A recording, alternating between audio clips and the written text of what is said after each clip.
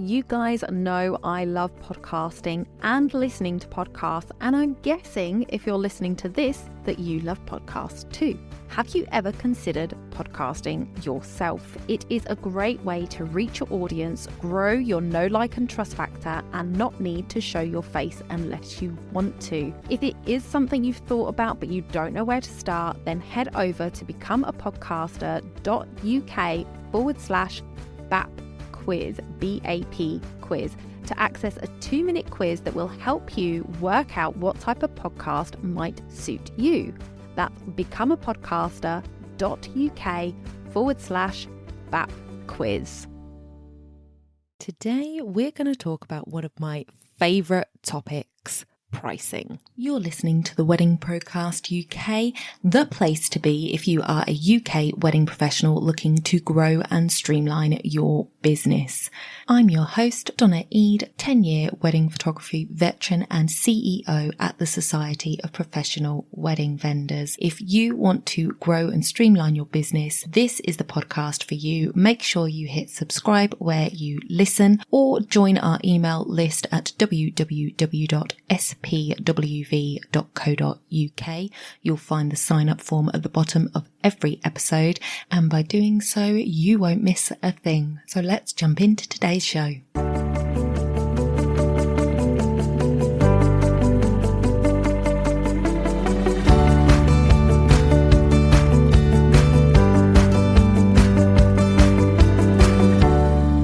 Hello guys, welcome to the Wedding Procast UK. I'm your host Donna. I am so glad to have you here today. Money, numbers, one of my favorite topics. So this is one that I really enjoy sharing with you guys, and one that I think a lot of wedding vendors tend to shy away from. We are creative people, we love what we do, and we would do it even if we weren't getting paid for it in a lot of circumstances. Like, I know that I was taking photos long before I was ever paid to take photos, and I really enjoyed creating that image and working on that image and making it something stunning. So I would do that as a hobby. You may well have started your business as a hobby or something that you just thoroughly enjoy doing. So when it comes to the money side of it, we all tend to shy away from it. We don't want to be sort of getting into those nitty gritty, that business stuff. It just doesn't sit well with us. Well, for me, I actually really enjoy the number side of it, and I love playing with numbers and seeing if I did this, what would happen, if I added that, what would happen, and all of that kind of jazz. So today we're going to talk about how you should go about pricing yourself, what you need to look at. Actually, I've got a freebie for you for this episode. So before I jump into all of that jazz, do head over and grab the freebie. You don't have to have it by you whilst you're listening to this episode, but they kind of work together.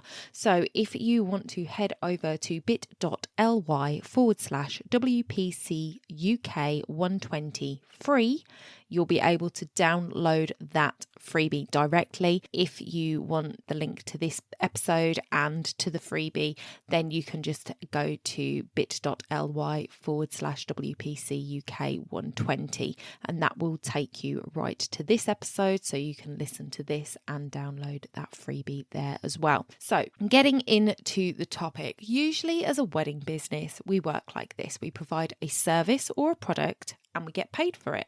And that is kind of it in a nutshell. But I want to urge you to consider multiple revenue streams. Please do not put all your eggs in one basket. We saw what the pandemic did, and we don't want to ever put ourselves in a situation like that again. And obviously, we're hoping, touching all of the wood around me, door frame, table, that nothing like that will happen again in our lifetime. However, there are other things that come up that prevent us from getting money from our main source of income, especially when you're self-employed. If you get taken ill, what can you do that is going to be making you money when you can't be working and things like that? And then obviously we are seasonal, so there is a slower season and the high season in the wedding industry. It is becoming more annual, and there are more people that are booking weddings within the low season, but it is still relatively a small amount that take place at that end of the year. So there's not enough for sort of everybody to be making a full-time living necessarily during the low season. So what can you be doing during the low season that's going to up your income? So definitely take a look at what you can do that will give you those multiple revenue streams, so that, you know, whatever happens, you have got many baskets you're pulling money from. With that being said, how are we actually going to price ourselves for our clients? Now, I have spoken before about pricing and how, you know, if you are at the low end of the pricing for your particular service or product, you're likely to be attracting the brides with a smaller budget. And if you are at the higher end, then you're going to be attracting the brides and grooms with the larger budget. That's just how it works. But you need to look at where it is that you want to sit in that. Now, some people want to work with those couples that have the lower budget because they want to make sure that they have got a beautiful day as well, that they want to make sure that the service that they receive is just as good as that of the high-end wedding, but obviously they don't have the budget to pay those high-end prices. So, and then there are the others that want to not do as many weddings, but would like to do those weddings with the larger budgets. So you really need to look at where it is that you want to place yourself in the market. There is a full range there, everything from brides and grooms that are doing their weddings for under £10,000 up to couples that are doing their weddings for hundreds of thousands of pounds. And you need to work out where it is that you ultimately want to end up on that spectrum, and then we can look at how we start our pricing system. So the first thing you need to look at is your experience, and I have just done a whole series of starting your wedding business, and in there was an episode called Practice, and that is where we talked about building your experience before you ever touch a real wedding alone. So what is your experience level, and where would you sit on that scale of budgets with your current experience level? Because you've got to start somewhere, and you're not going to start where you want to end up. Nobody ever does. So don't sort of think that you're coming into the wedding industry. Maybe you have experience in a different field using the same skills that you're going to be using for your wedding business. Still not going to land you right at that top end of being able to charge straight off the bat what you want to charge. So we need to look at the whole picture when you are looking at your pricing. So you need to look at the area that you're living in or the area that you're serving with what it is that you're doing, and you need to look at what people are charging in that area.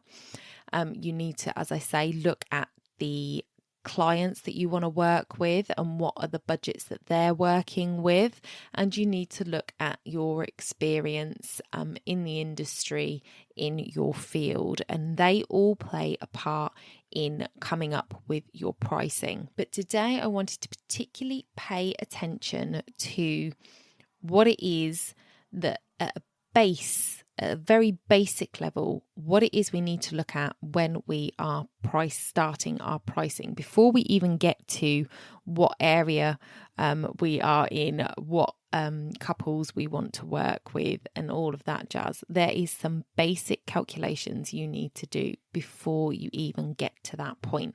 So we're going to have a look at that now. Now, with packages for weddings, if you are a florist, if you are a wedding stationer, if you are a photographer, a videographer, there are many trades within the wedding industry that can work really well on package basis. So you may have an a la carte menu as well, or you may just work with packages, or you may only do a la carte. So it's completely up to you how you do your pricing. But packages are really useful if you can add on, swap out and things like that so that the couple get exactly what they want, that can be better. But you need to really sort of know your costs when it comes to those kind of things. But when we do packages, we usually do 3 packages. I would suggest 3 packages. So you have your basic package, your mid-range package and your top package. Call them what you like. The middle package is what most people are going to go for. Most people are going to go for that middle package. So that middle package should include everything that you want to do on a wedding day, everything that they need from a wedding day, and be at the price point that you want for weddings. So if you get the higher price package, that's great. There's going to be things in there that you're going to not necessarily be as enthused to do. For example, with my wedding packages, I did 8-hour package was my middle package and my top package was a 10-hour package.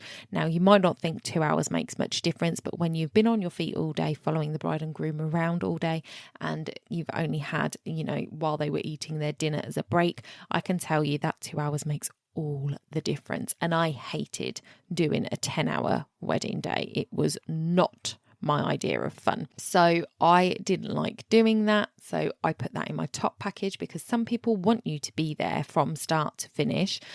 Other people aren't that bothered by it. So I would put it in my top package and I would do it if somebody paid for the top package. But the middle package contained everything that I felt a couple needed to have a well-rounded photography package for their wedding day. It included enough hours to get their wedding shot and all the important images taken. And it was at a price point that meant if I only ever sold that package, I would be okay for the year.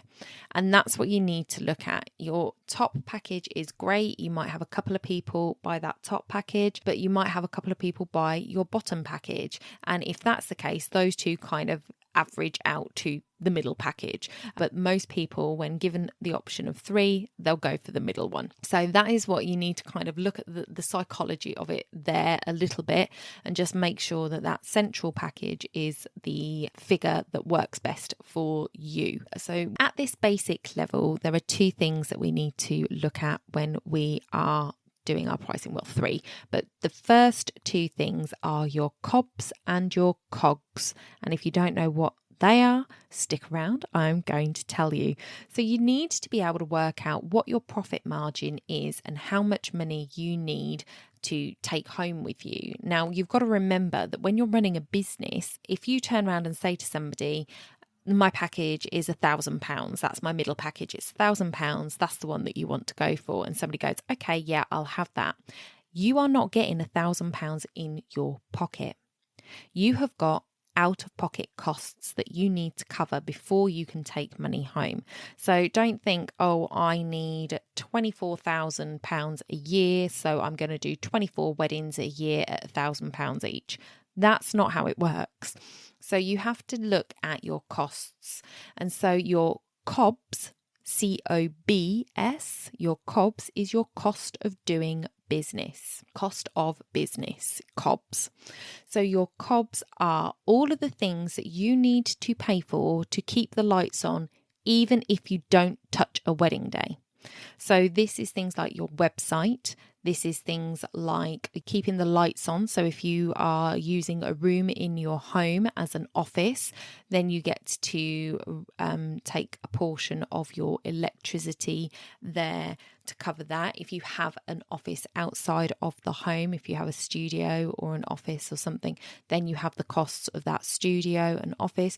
You have website hosting, you have other internet costs, maybe a booking system that you're paying for. All of those things that, regardless of whether you've got weddings or not, those payments need to be paid. So those are your costs of business. Then you've got your COGS, which is your cost of goods. And in this, I'm also including anything that you need to make a wedding day happen. So your cost of goods for a florist, those would be your flowers. It would be your flower wire. It would be your ribbon.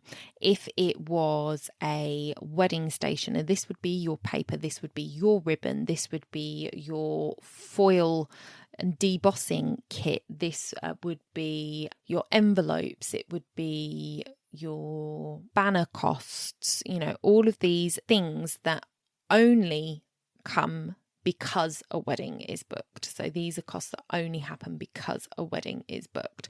So for product service people like florists and wedding stationers, it's obviously all of the products they're selling. You need to know what they are going to cost you before you send them out. But then for people that don't necessarily have those cost of goods, they have things that they will be paying for per wedding that they wouldn't pay for if they didn't have that wedding. So for example, as a photographer, maybe I take the couple out for coffee to discuss something and I pay for the coffee. So that is a cost of that wedding happening. I might send a thank you card afterwards to thank them for the opportunity to work on their wedding. I might send a thank you basket. There may be gifts that I include. These are things that if I didn't have a wedding, I wouldn't have to pay for, but I'm paying for because I'm doing the wedding. So that is what you're going to put under your cost of goods. Now, things like your equipment would come under the cost of doing business because you need to have them, although you wouldn't use them unless you're doing a wedding. So for example, a photographer is not going to use their camera unless they're doing a wedding. You need to have it there for all weddings. So that would come under a cost of business. It's kind of a capital expense. It's one big payout that you then don't pay again for a number of years. So it's a larger cost that comes under the business heading. You don't pay for it each time you do a wedding. You only pay for it once. So that's why I would put that under cost of business. So this is in the freebie that I mentioned earlier, working this out. I've got a couple of tables for you with a few examples so that you can go down and do all of this cost analysis.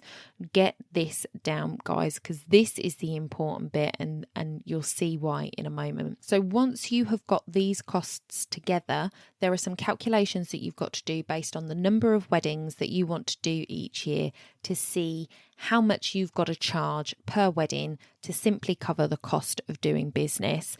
And then you've got to add on to that the amount of money that you want to be able to take out of the business each year to pay yourself. Obviously, you need to feel the price is worth it to your client, that they will think that it's an okay price based on the area that they live in, and what other people are charging and the type of wedding that they're having. It's no good if they're going to be going to, for example, the community hall for their reception and they are getting married in the registry office. They are not going to expect to be paying £3,000 for their photographer.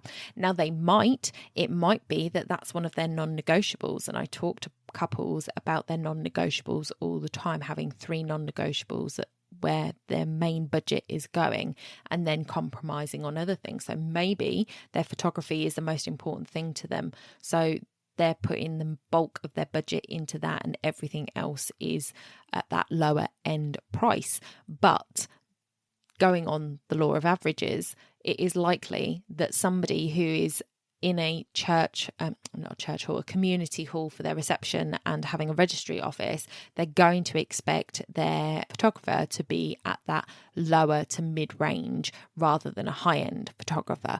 So you need to know that the pricing is appropriate for the area and the clients that you're looking at, but you also need to make sure that you are covering your costs. And this is where a lot of people come unstuck because they don't look at these numbers. They don't sit down and work out what the cost of doing business is. They don't work out how much they're going to have to be paying out for the products that they're going to be reselling, and therefore they price their sales from numbers that are plucked out of the air, either completely plucked out of the air or just based on what other people are charging around them, with no real knowledge of how that money breaks down. And everybody's different. Somebody else might be in a situation where their other half makes a ridiculous amount of money and they are literally doing weddings because it makes them happy, and their other half spends a lot of time away do on business trips at the weekend. So they've got nothing to do at the weekend. So they might as well shoot a wedding or whatever it is. And therefore, they're just covering their costs. They don't need any profit margin. They maybe put, I don't know, 200 quid on top that they take out of it. You just don't know what other people's circumstances are, so you don't know the reasoning behind their pricing. However, you need to know what the pricing is around you, because if you go too far outside of that, you're going to struggle to get the clients that you want. So it is important to know what they're charging, but don't just blindly follow what they're doing. One thing I wanted to point out was that you can't mess with a wedding day. So where I turned around and said, look at your experience and charge, make sure that your charges reflect your experience. You should never be going into a wedding day having never done a wedding before. You should never be taking on weddings as a solo supplier if you haven't done weddings before. It is just too much of a risk, and every couple, regardless of their budget, deserves to get good service as standard. They expect to get what they paid for based on the work that they see from you and what your website suggests. So this is something that I wanted to mention, because it is so easy for some people to think that weddings are easy. I'm just going to set myself up as a wedding photographer and I'm going to go out there and do weddings. And then you end up letting the couple down because you don't know how weddings work. You maybe aren't that great at taking pictures. You're just better than your friends, so they've told you you're good. And then you end up ruining somebody's day because you haven't taken the time to practice and you haven't taken it seriously. I had a situation with a bride, and I've told this story on the podcast before, where she hired a photographer that she thought was a good photographer within her budget. And when she got her photos, she was thoroughly disappointed with what she saw. And I had a look and I was bitterly disappointed for her. And when I looked at his website, his images were okay. They weren't too bad, but we all know that people show the highlight reel online. So this was like the best of his images. Although in fairness, I really didn't see a comparison between the images on the website and the images he provided my friend. And he had this one wow image that I was like, wow, now that's a photo. If he could do that for her, then why didn't he? And when I did an image search for that image, it turned out that that was just a stock photo from that wedding photography website template, and he hadn't changed it out. So to me, that's false advertising. And you have a couple there that were expecting to get a certain level of photography and they were grossly let down. So please make sure that you have a good level of competence and skill in what it is that you are doing before you ever start to do weddings. And please make sure that you have practice working weddings, worked with other people that are working weddings, so that you've got the experience and understand how complicated a wedding day can be. You are dealing with so many different personalities, so many different types of people, and you've got to try and keep the bride and groom at the forefront, but you can't upset the guests. There is a lot of balls to juggle when you're working a wedding day, so please just be mindful of that, and your pricing should reflect that experience that you have, and obviously the more weddings you do, the more your experience increases, which means the higher your prices can go. So when I was looking at putting this freebie together for you guys, which you can get at bit.ly/WPC UK 120 free, all lowercase guys and no spaces, you can get the freebie there, and we go through your COBs and your COGs, and we look at how many weddings it is that you want to do, and then I give you all the calculations to work out what your base price needs to be to just cover your costs. You can do all that working out, and then you need to look at what it is that you want to be earning in a year. And, I'm not a tax professional, I'm not an accountant, so please do speak to somebody in the know about this stuff before you finalize your pricing, just so you can see that you're definitely on the right path. But what I would say as sort of a basic idea to get you started is take whatever it is that your current annual salary is, or your last annual salary was, because you know that you could live on that. Whatever the gross of that was, so say it was 25,000 a year, then say that that's what you want to earn is 25,000 a year, because once the tax comes off, you know that you kind of live on that. And it's slightly different with businesses versus personal. So, I can't say exactly that you would come out with the take-home pay that you used to come out with. You've got to pay your national insurance and things like that. So, but you know that you're going to be around about in the right spot there. So, for an example, if you wanted to earn 25k, how many weddings do you want to do? Let's say, for example, it's 30. So £25,000 divided by 30 is £833 per wedding. So that's what you need to charge to come out with £25,000. But remember, that doesn't factor in your cogs and your cobs, or the fact that you might not get 30 weddings booked in a year. So I recommend going through that freebie, working out your costs of doing business, working out your cost of goods, doing all of that, coming out with your basic rate. This is what you have to pay just to keep the lights on, or what you have to charge, to keep the lights on. And then you need to add this to it. So for example, if your costs of doing business and your cogs add up to, say, £1,000 per wedding, and I'm just doing this for basic maths, if that was £1,000 per wedding and you wanted to come out with 25,000 and you're planning on booking in 30 weddings a year, then you would need to put that 833 on top. So you'd be charging £1,833 to get the income you want and to keep the business going.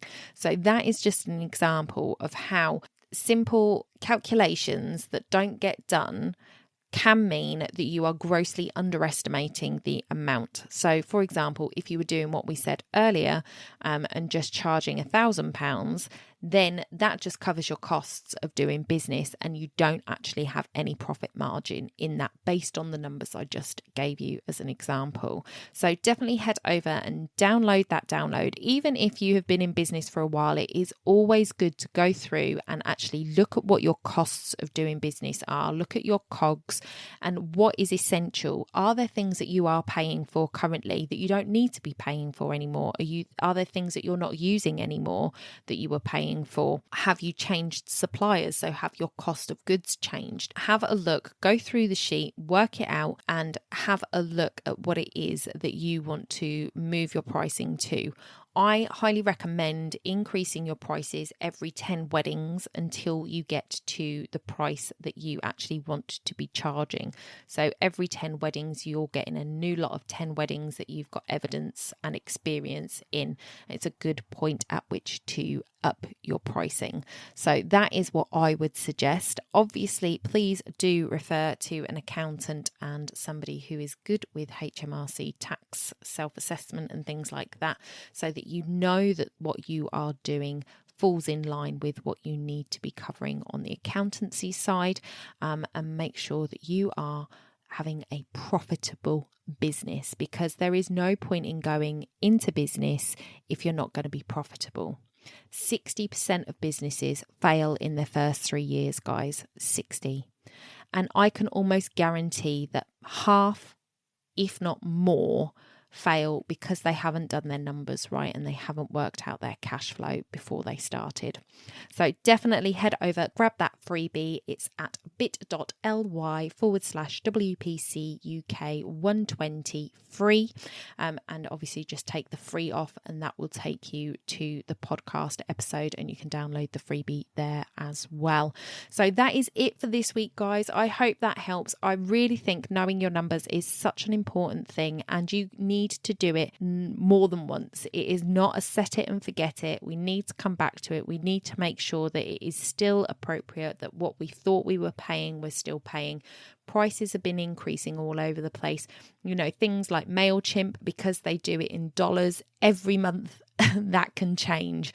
So definitely need to keep an eye on your expenses and what things are costing you, and making sure that you are maintaining that profitability in your business.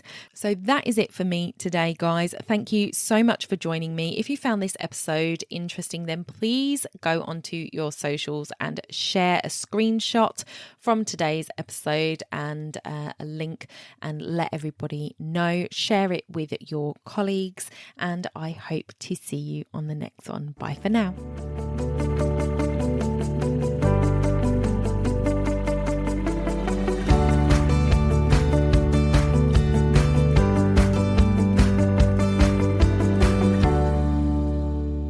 Don't forget to hit those stars and leave a review of the podcast where you listen if you found value in what you heard today. It's a free way you can help the podcast reach more people just like you.